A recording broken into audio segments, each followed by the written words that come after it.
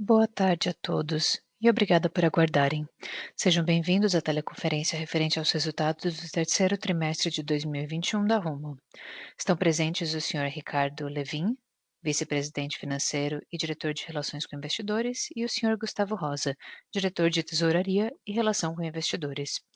Informamos que os participantes estarão ouvindo a teleconferência durante a apresentação da empresa e em seguida teremos a sessão de perguntas, quando mais instruções serão fornecidas. Caso algum dos senhores necessite de alguma assistência durante a conferência, queiram, por favor, solicitar a ajuda de um operador digitando *0. Informamos também que a teleconferência será conduzida em inglês pelo management da companhia e a teleconferência em português será realizada por tradução simultânea. Este evento também está sendo transmitido simultaneamente pela internet via webcast. Antes de prosseguir, gostaríamos de esclarecer que eventuais declarações que possam ser feitas durante esta teleconferência relativas às perspectivas de negócios da companhia, projeções e metas operacionais e financeiras constituem-se em crenças e premissas da diretoria da Rumo, bem como em informações atualmente disponíveis para a empresa.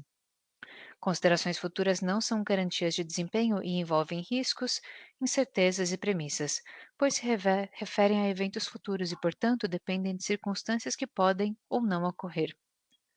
Gostaria agora de passar a palavra ao Sr. Ricardo Levin, que iniciará a apresentação. Por favor, Sr. Levin, pode prosseguir.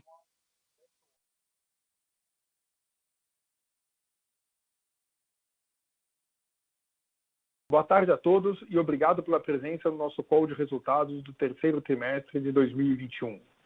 Vamos começar com alguns destaques de ESG. Como parte de nossos esforços de gestão de dívidas, durante o terceiro trimestre emitimos um título vinculado à sustentabilidade, no qual nos comprometemos a reduzir nossas emissões de CO2 em 17,6% até 2026. O framework foi endossado pela Sustainalytics, que avaliou as metas de KPIs como ambiciosas. O título foi bem recebido pelo mercado, permitindo-nos precificar apenas 25 basis points acima dos títulos soberanos brasileiros. Do lado social, gostaria de compartilhar com vocês a criação do Instituto Rumo, onde buscamos gerar valor por meio da interação com as comunidades das áreas onde atuamos. Estaremos nos concentrando em apoiar e incentivar os jovens a continuarem seus estudos. Manteremos vocês informados sobre o nosso progresso à medida que o projeto avançar. No próximo slide, passaremos pelos principais destaques desse trimestre. O principal fato do terceiro trimestre foi a aprovação da extensão para Lucas do Rio Verde e Cuiabá. Esta foi uma conquista única que elevará a nossa competitividade, criando várias oportunidades e valor para a empresa, como já foi apresentado.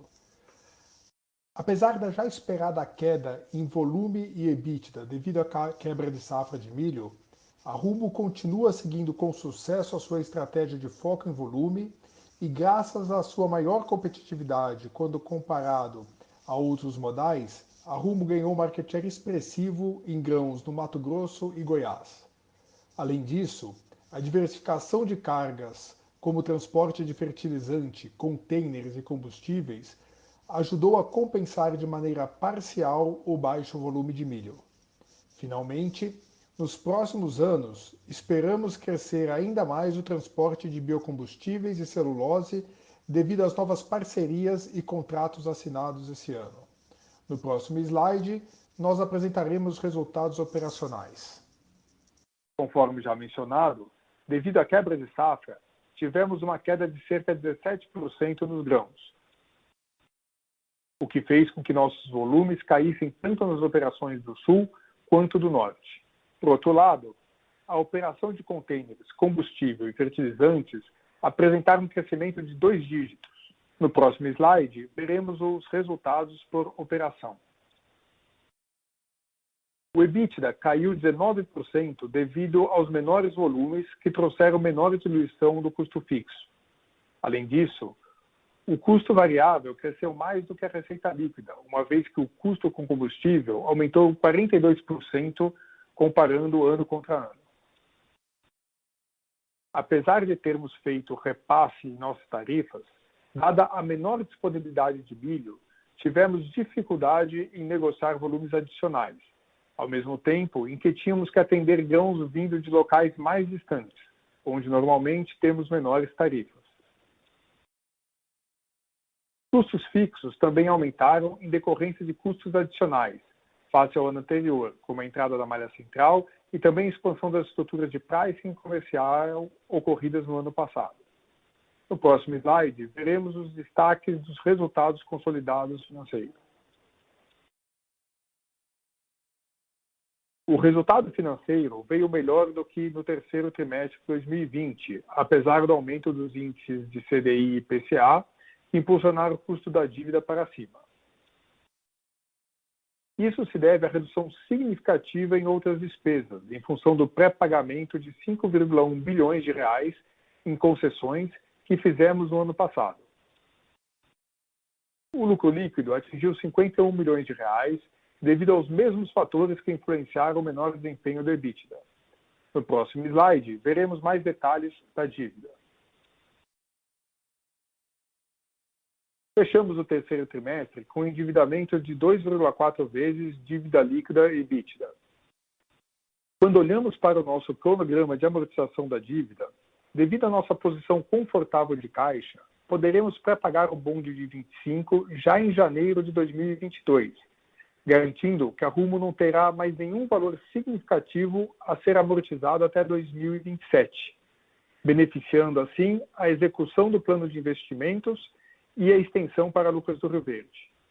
No próximo slide, temos a expectativa de mercado para soja e milho. Quando olhamos para 2022, espera-se que o mercado seja muito positivo para grãos. O plantio de soja está bastante avançado em todas as áreas que atendemos. No Mato Grosso, por exemplo, já se plantou 95% este ano, ante apenas 84% no mesmo período do ano passado.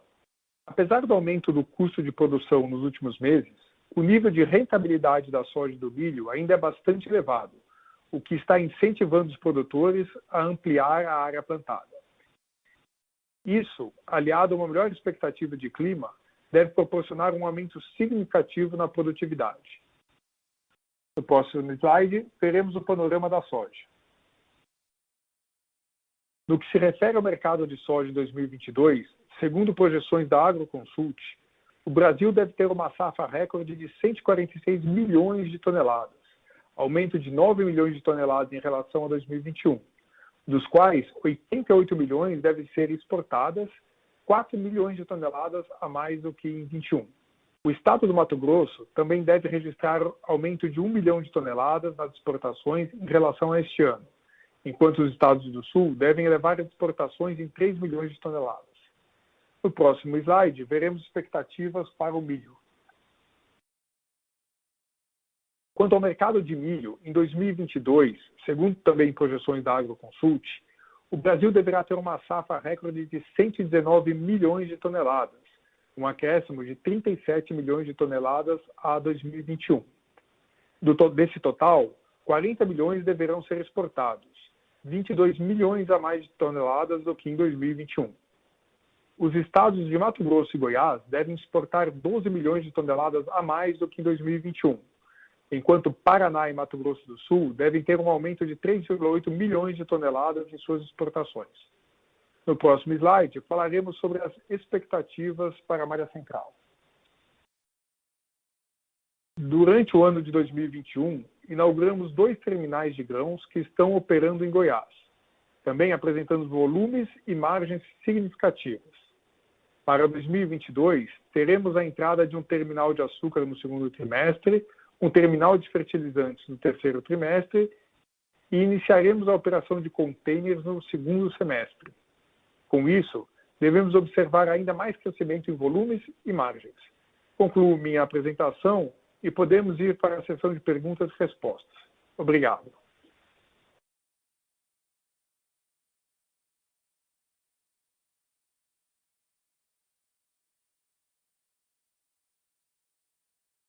Obrigada. Iniciaremos agora a sessão de perguntas e respostas. Caso tenha uma pergunta, pressione *1 do seu telefone a qualquer momento. Se sua pergunta for respondida, aperte asterisco 2 para se retirar da fila. As perguntas serão respondidas à medida que forem recebidas e solicitamos a gentileza de perguntarem uma por vez. Por favor, ao efetuarem a pergunta, tirem o fone do gancho. Dessa forma, uma ótima qualidade de som será oferecida. Aguarde enquanto recebemos as perguntas, por favor.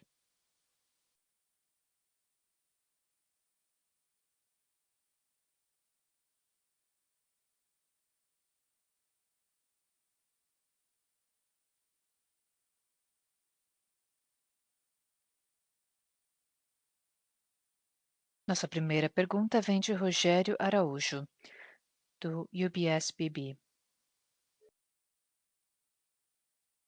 Olá, pessoal, boa tarde. Agradeço pela oportunidade. Tenho aqui algumas perguntas. Uma é, gostaria de saber se as negociações com aquelas empresas comerciais já começaram, pensando, por exemplo, nos preços do ano que vem. Eu acho que a expectativa de volume para o ano que vem é bastante forte. Será que o preço conseguirá dar suporte a isso também no ano que vem? Quais são as expectativas para essas negociações? Já começou? Se é a primeira, depois eu faço minha segunda pergunta. Obrigado.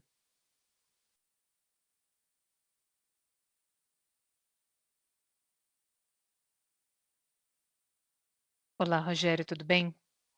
Desculpe pela interrupção, eu estava no mudo. Aqui é o Ricardo falando.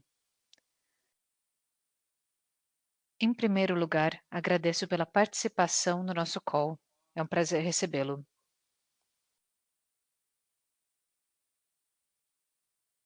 Com relação ao Take or Pay para 2022, nós começamos a fazer a negociação disso no final do ano, então ainda estamos negociando com os nossos clientes. Como sempre, as informações são muito delicadas. Não faremos a divulgação no momento. O que é importante dizer, Rogério, embora talvez seja um pouco óbvio, mas é importante reforçar, é que nós estamos com a nossa estratégia de sempre. Estamos tentando ter o máximo de take or pay, mas com o nível certo de precificação. Isso é importante. Com relação à precificação para 2022, nós esperamos que o yield seja estável nesse período. Precisamos pensar nos fatores que podem aumentar o yield em termos reais.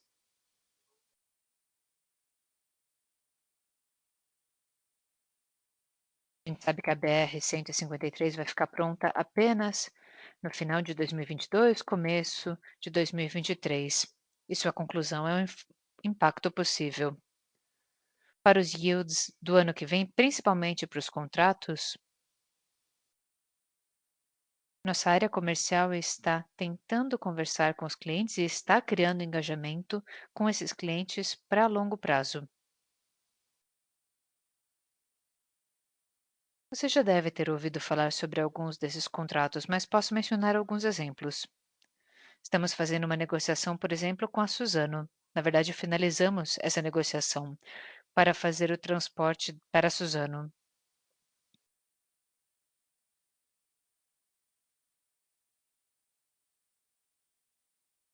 Estamos falando com uma de fertilizantes em Goiás, a Andali. Isso é muito importante para nós. Queremos atuar com os clientes com contratos para produtos que vão além de grãos.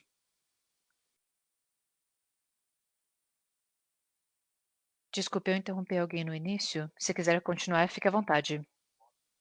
Assim, eu só queria complementar com relação ao volume. Nós concordamos, viu, Rogério? Vemos um panorama bem forte, tanto para soja quanto para milho. Estamos esperando uma safra recorde. O mercado deve estar bem forte ano que vem.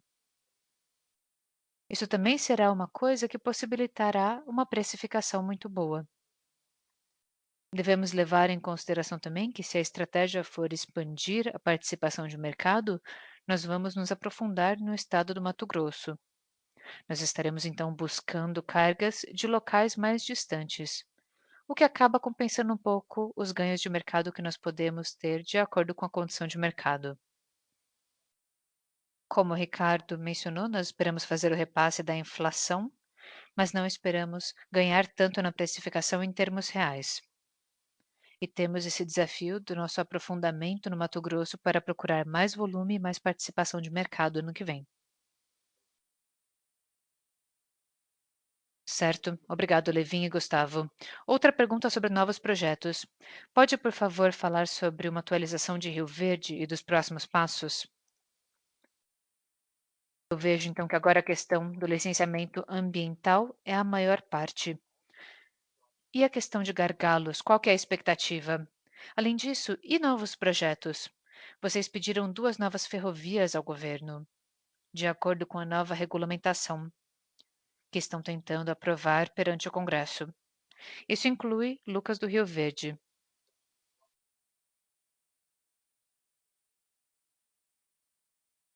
Eu queria saber como que está a atualização desses projetos, quais são os próximos passos e como que a empresa está, como por exemplo a PLS 261. Talvez possibilite a concretude desses projetos. Como que está para Rumo? Qual que é a expectativa de cronograma? Quais que são os próximos passos? Muito obrigado.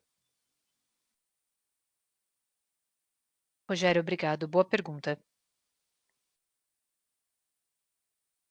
Vamos começar com Lucas do Rio Verde.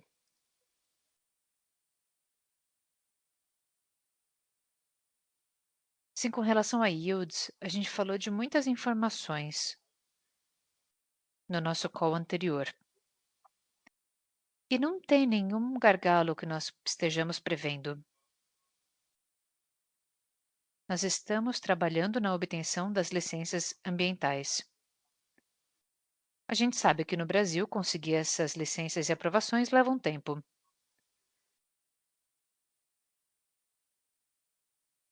Não depende nem do IBAMA, depende da Secretaria Municipal. Prevê-se que se esteja pronto no segundo semestre de 2022, mas chegando no final do ano. Então, mais para o final de 2022. As coisas estão correndo bem, mas leva tempo. A gente tem que passar por uma safra seca, por uma safra úmida, leva tempo. Estamos conversando com os fornecedores, estamos já preparando o aprimoramento do projeto. Tudo estará pronto quando nós tivermos esse licenciamento.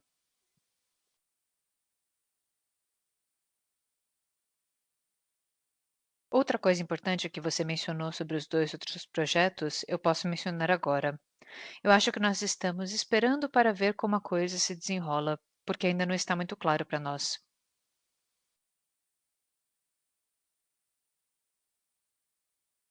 Nós temos interesse e demonstramos nosso interesse com relação a esses dois projetos porque eles são importantes para nós. É uma boa opção para levarmos em consideração.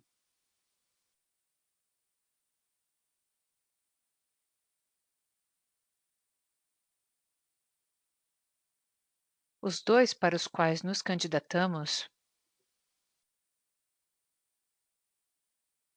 por exemplo, um é no Mato Grosso. E para nós é muito importante entender tudo o que está acontecendo nessas áreas de influência. É importante que tenhamos opção. Todo projeto com potencial de gerar valor será analisado, mas ainda estamos esperando para ver quais serão os próximos passos. Com relação ao PLS 261, estamos vendo o que está acontecendo, acompanhando o progresso.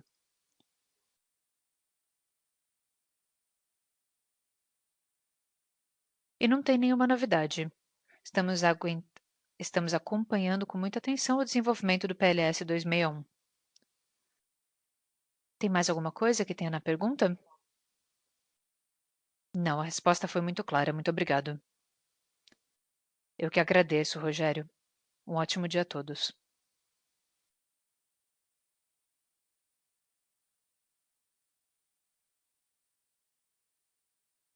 Próxima pergunta é de Peter Misasaki, Bradesco BBI. Oi, eu tenho algumas perguntas aqui. Uma delas é relacionada a Rondonópolis. Eu fico pensando nessas regiões de transporte terrestre. Tem a questão de concessões, de pedágios e da Rota do Oeste.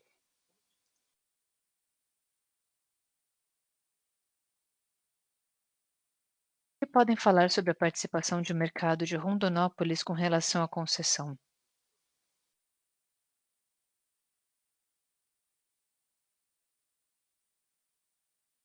Afinal das contas, pode ser mais barato trabalhar com caminhões no terminal de Rondonópolis, pensando na participação de mercado no Mato Grosso? Oi, Vitor, aqui é o Gustavo. Olha, qualquer redução com relação a Rondonópolis pode nos beneficiar na participação de mercado, porque reduz o custo de acesso à terminal. Nós estamos acompanhando, não conseguimos controlar as negociações que o governo está fazendo com as operadoras dos pedágios.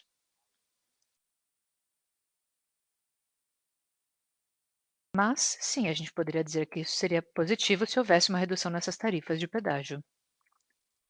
Ok, obrigado.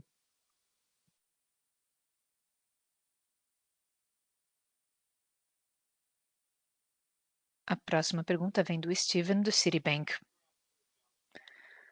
Boa tarde, senhores. Obrigado por responderem à minha pergunta. Tenho duas, se me permitem. Primeiro,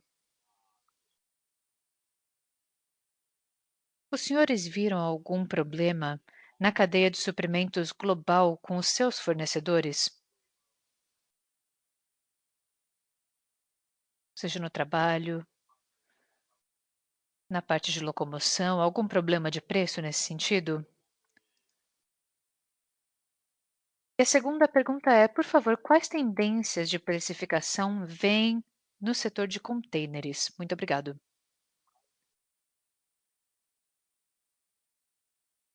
Oi, Steven, aqui é o Gustavo. Prazer em conversar contigo.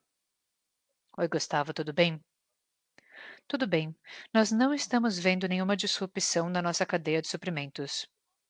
Por exemplo, na área de fertilizantes, nós vimos volumes fortes no terceiro trimestre.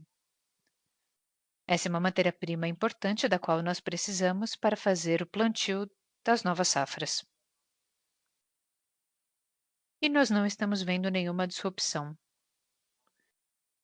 nem também com os vagões ou com outras áreas da nossa cadeia de suprimentos. Nós basicamente estamos prontos para o ano que vem.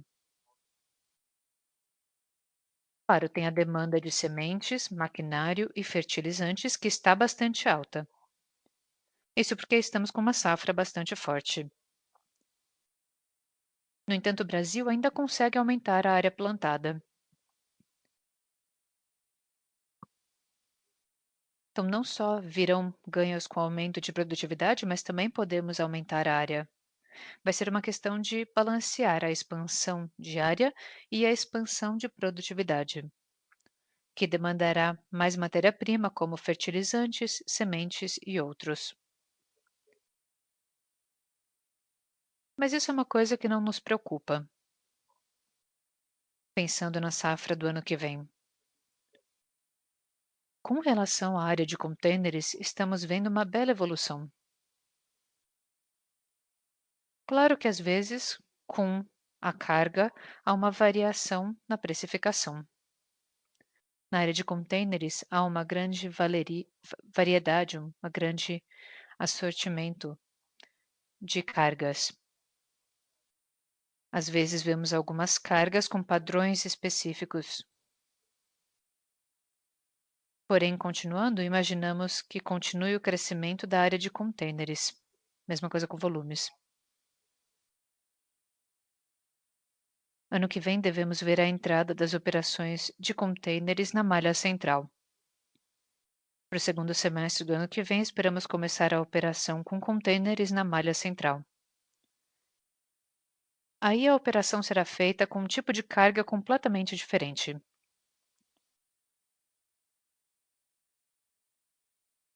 Ano que vem teremos a oportunidade de transportar cargas com itens de consumo de São Paulo, por exemplo, fazendo sua entrega em Goiás. Ano que vem, ou até em 2023, chegaremos até o norte do Brasil. No retorno, podemos coletar cargas de Manaus, fazendo o transporte, por exemplo, com o terminal de Imperatriz. E poderemos chegar até a área de São Paulo. Os contêineres provavelmente têm um panorama muito bonito daqui para frente. Os volumes estão crescendo e estamos expandindo nossa pegada de operação, trabalhando com toda a malha com os contêineres. Ok, foi uma resposta extremamente abrangente, Gustavo. Fico muito feliz e agradeço mais uma vez. Eu que agradeço, Steven.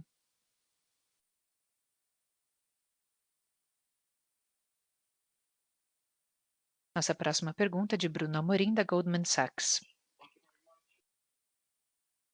Muito obrigado. Minha pergunta é relacionada ao panorama do ano que vem.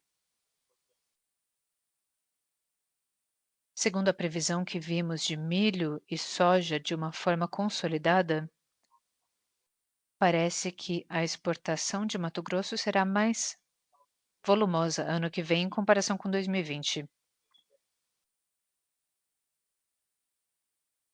Minha pergunta é: os volumes devem ser mais ou menos isso ano que vem? 10% acima dos níveis de 2020 para Mato Grosso? Eu sei que precisamos também levar em consideração o fato de que talvez nem todas as áreas do Mato Grosso tenham um cultivo no mesmo nível.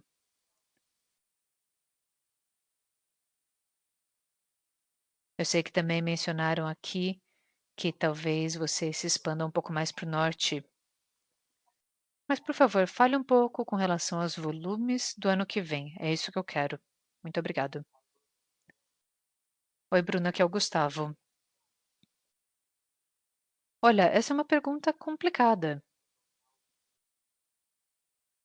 porque a esta altura a gente ainda não consegue oferecer um guidance para o ano que vem. O que eu posso dizer é que você tem razão com relação ao panorama de mercado. Nós imaginamos uma safra extremamente forte para o ano que vem. E sem dúvida, estamos tentando aumentar nossa participação de mercado.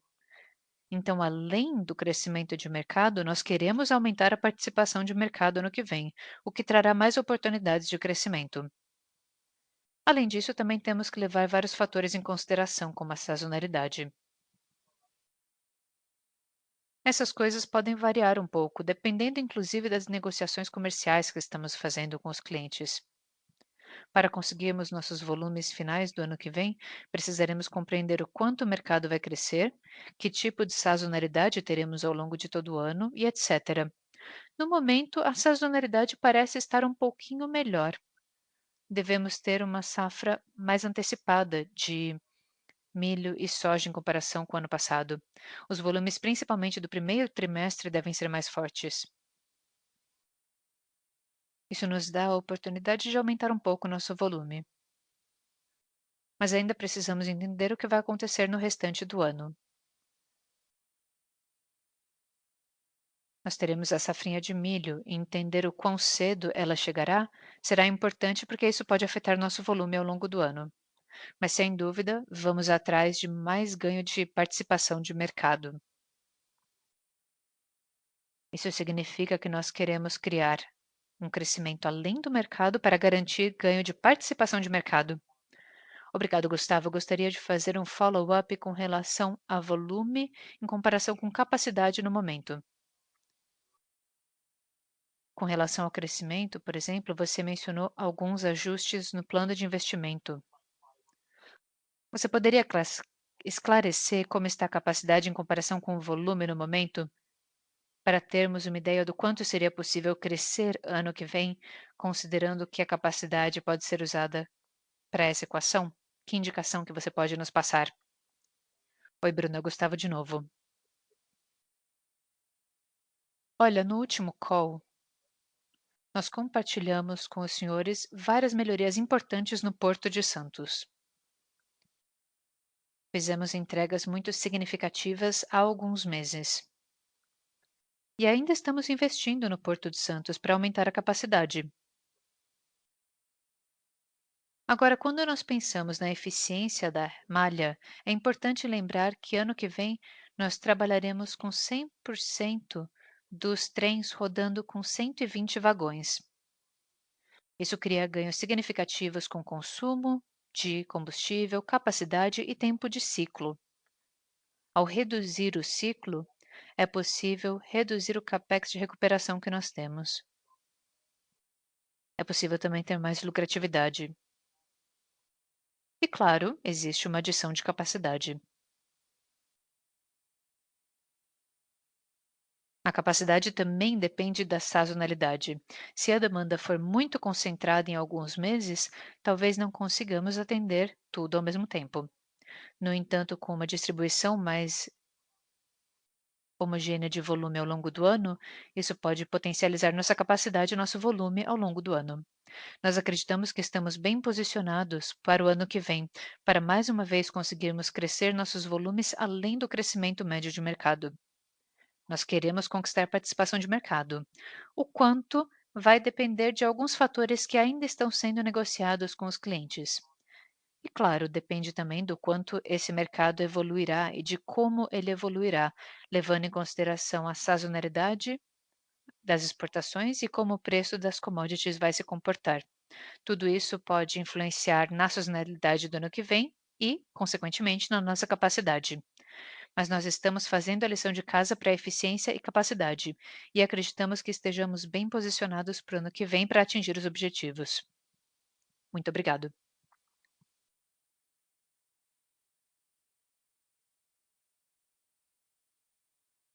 Nossa próxima pergunta vem de Regis Cardoso, do Credit Suisse. Olá, boa tarde a todos. Gustavo, obrigado por responder a minha pergunta. Eu quero me concentrar em uma das discussões. Sei que já falaram um pouquinho sobre isso antes. Mas esse é um tópico recorrente de todas as nossas conversas com os investidores.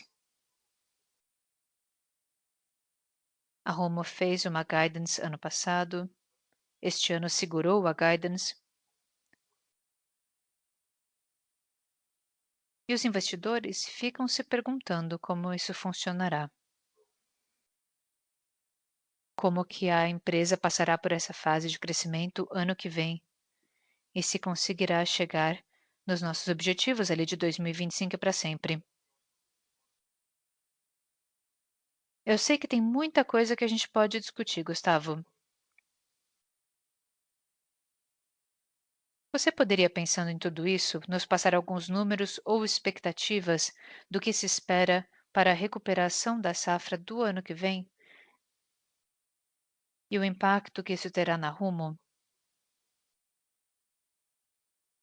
E como que vocês acham que esses resultados vão crescer? Eu sei que essa é uma temática bastante ampla na discussão, né? E parece que, pensando no portfólio, haverá uma certa fraqueza e é interessante oferecer essa discussão às pessoas. Oi, Regis, aqui é o Levin. Eu respondo esta pergunta. Essa é uma boa pergunta. Olha, nós fomos muito transparentes com o mercado com relação aos nossos objetivos.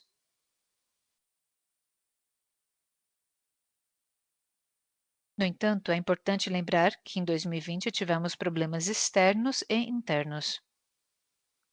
Tivemos o ataque de hackers, tivemos a Covid, tivemos a concentração que nós vimos do cultivo em alguns meses, ou da safra em alguns meses. Tivemos também mudanças das políticas comerciais. Conforme nós falamos, nós inclusive cometemos alguns erros naqueles momentos.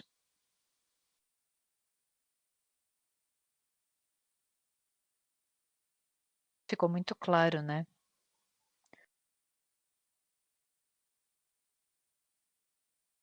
Então, em 2021, nós assumimos uma atitude muito boa com relação à parte comercial, à parte operacional.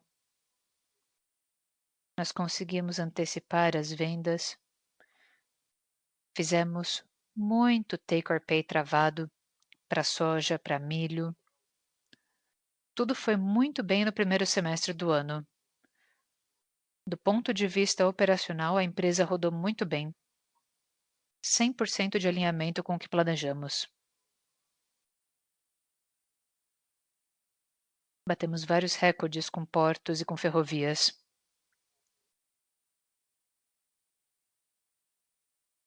Então, o que aconteceu ano passado foi claramente algo exógeno, algo externo que não deu para evitar. Tem a questão da safra de milho no segundo semestre do ano e teve também a questão do clima seco, resultado do Laninha.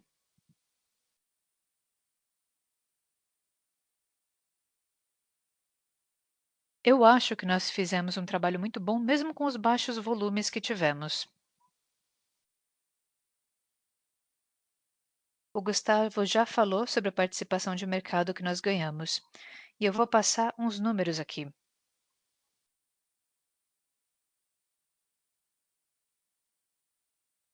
A gente tratou internamente os números que vocês têm no mercado, para eles ficarem mais compreensíveis. Então, vocês não têm exatamente esses números, mas o que eu posso falar é o que nós ganhamos de participação de mercado durante o segundo semestre do ano em grãos, em milho, no Mato Grosso e em Goiás, nos trouxe 2,8 milhões de toneladas. Por que a gente não falou isso para vocês? Porque sem a inteligência correta, e lembrem que recentemente nós descobrimos construir uma área mais forte de inteligência de mercado. Nós anunciamos isso ao mercado. Também queríamos uma área comercial mais inteligente e forte. Nós estávamos precisando de mais habilidade comercial. E se não tivéssemos atuado bem e conhecido bem o mercado, não teríamos conseguido esses 2,8 milhões de toneladas. Isso é muito relevante, mais ou menos 300 milhões de reais nos nossos resultados deste ano.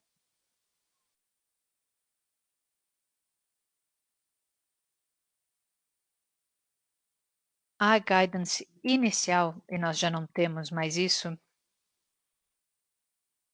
foi mais relacionada à responsabilidade da empresa. E foi uma coisa que aconteceu ao mercado inteiro, foi uma coisa exógena. Mas como eu falei, estamos 100% preparados. Se tivermos uma safra de milho muito boa, estaremos completamente preparados de forma operacional e comercial. Com relação à guidance de longo prazo,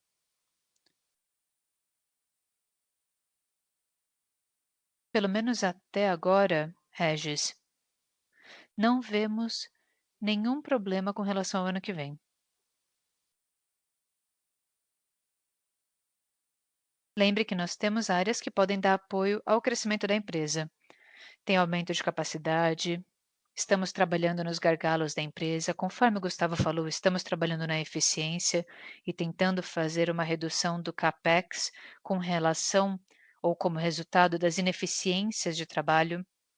Estamos também trabalhando nos terminais de Santos para melhorar a eficiência e melhorar a capacidade, etc, etc. Estamos fazendo todo o possível para apoiar esse crescimento do mercado e para aguentá-lo.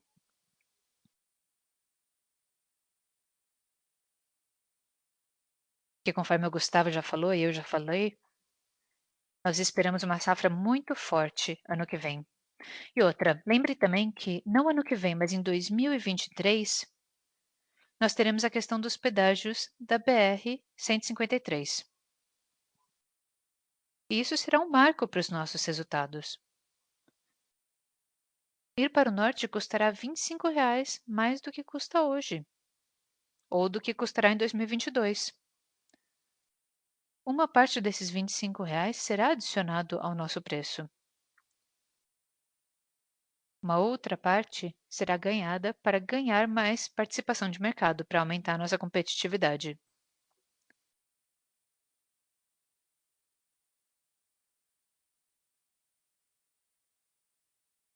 Então, Regis, Até o momento, eu não vejo nenhum motivo para não ficar confortável com o guidance. Todo ano é diferente na agricultura, não é? Todo ano nós revisamos o nosso plano, nós vemos os pontos bons, nós vemos os pontos negativos, e quando nós mudamos de perspectiva, nós certamente falamos ao mercado. Se for o caso, falaremos com vocês ano que vem. No entanto, a empresa está muito bem e está trabalhando muito bem para chegar no número que foi informado. Muito claro, Levin. Muito obrigado. Eu que agradeço pela pergunta, Regis.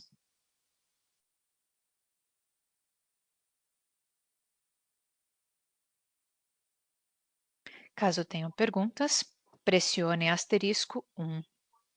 Se a qualquer momento sua pergunta for respondida, aperte asterisco 2 para se retirar da fila.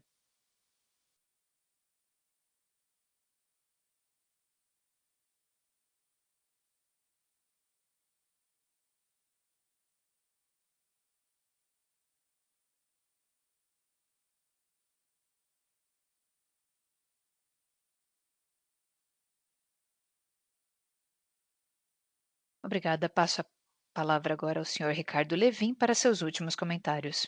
Fique à vontade, senhor Levin.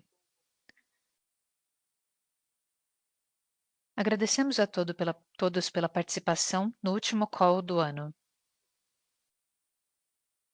Como ainda temos um pouquinho de tempo, eu gostaria de complementar a resposta que dei ao Regis, porque a pergunta dele é muito importante. Quero adicionar alguns pontos. Deixe-me reforçar o seguinte: o ganho de participação de mercado que estamos tendo está completamente alinhado com a estratégia da empresa. Lembram que eu sempre falo para os investidores e para o sell side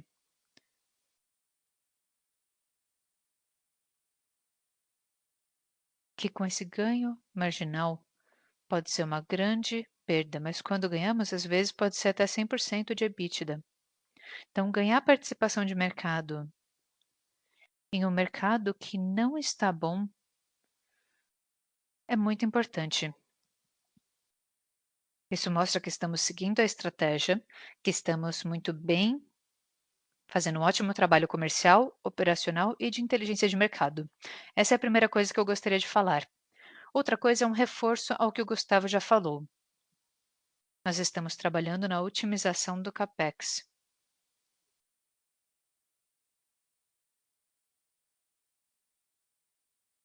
Nos últimos anos, conseguimos reduzir os nossos tempos e estamos continuando a trabalhar nos gargalos, em lugares muito específicos em que podemos ganhar bastante eficiência. Isso com 120 vagões por trem, melhorias em Santos e a otimização dos investimentos na malha paulista, certamente nos trará uma ótima otimização, principalmente quando a gente fala do material rodante. Essas coisas estão completamente relacionadas.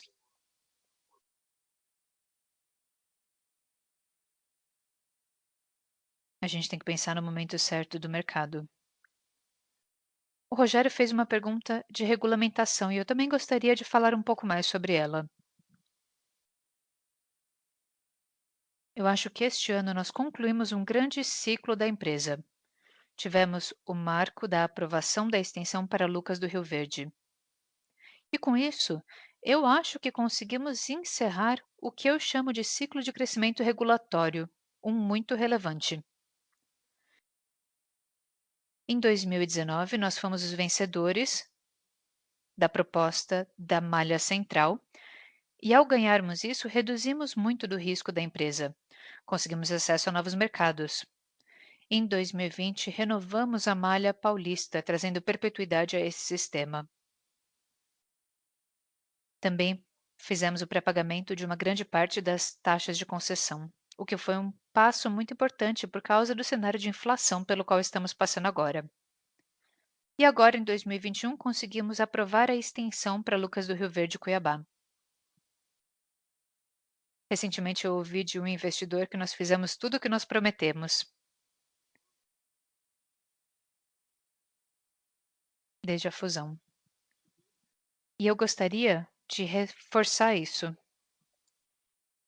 No momento, a Rumo tem uma carteira de ativos incomparável. Além disso, temos um portfólio único de ativos e projetos de crescimento. Isso gerará um alto valor para a empresa e para os acionistas. Por fim, eu gostaria de falar do endividamento. Ninguém perguntou sobre isso, né?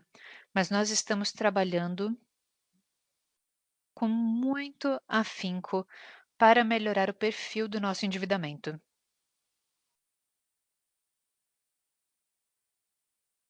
Eu sempre falo com os investidores sobre a gestão de dívidas que estamos fazendo. E eu gosto de compartilhar alguns números. Em janeiro de 2021, nós começamos com um custo médio de 140% do CDI, com uma média de 3,8 anos. Em setembro, ou seja, quase agora, o nosso custo médio era 110% do CDI, com um tempo médio de 5,8 anos. E lembrem-se, temos caixa suficiente com uma posição de caixa bem confortável.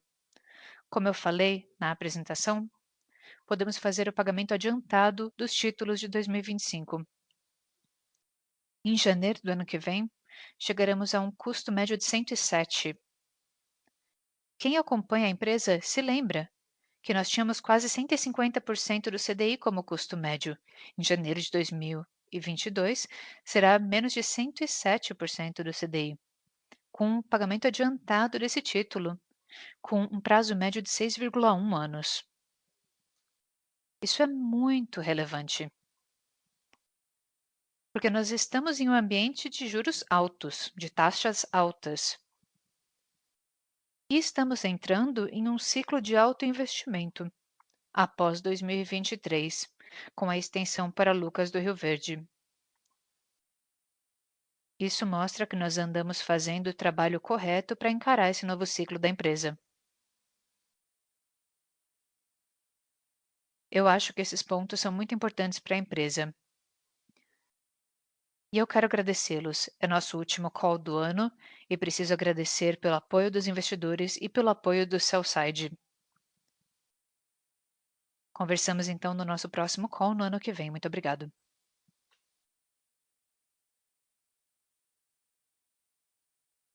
Chegamos ao final da call da Rumo.